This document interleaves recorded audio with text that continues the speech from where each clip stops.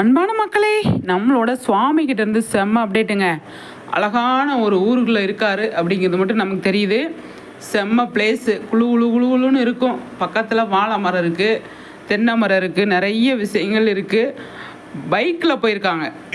அதாவது பைக்கில் வந்து இங்கே ட்ராவல் பண்ணியிருக்காங்க. அது வந்து மலை பிரதேசம்லாம் கிடையாது, ஊர் தான். சரியா?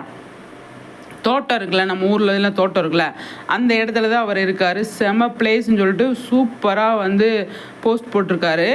எனக்கு தெரிஞ்சு பட்டு வேட்டி சட்டை, அதுக்கப்புறமா வந்து இப்போ இந்த ஆட்டுக்குட்டியோட, அதுக்கப்புறமா வந்து அந்த சாப்பாடு கிப்பாடு எல்லாம் ஒரே பிளேஸ் தான் அப்படிங்கிறது தான் நல்லா இருக்குது பார்க்குறதுக்கு.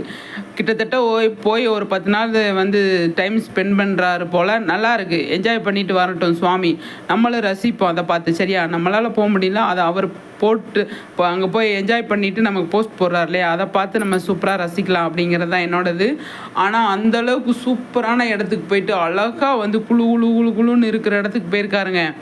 ஏசி கூட தேவையில்லை, அந்த மாதிரி இடம். தென்னை மரம் இருக்குது, வாழை மரம் இருக்குது, அழகான நிறைய மரங்கள் இருக்குது. அந்த இடத்துல போயிட்டு அப்பப்போ நமக்கு போஸ்ட் போட்டே இருக்காரு. நம்மளோட சுவாமி என்ன பண்ணிகிட்ருக்காரு, என்னெல்லாம் பண்ணிகிட்ருக்காரு அப்படிங்கிறத அப்டேட் பண்ணிகிட்டே இருக்காரு. நல்லா இருக்குது, நாங்களும் தெரிஞ்சுக்கிறோம். சரியா? சூப்பராக இருக்குது சுவாமி. பட்டையை கலப்பங்க, அசத்துங்க.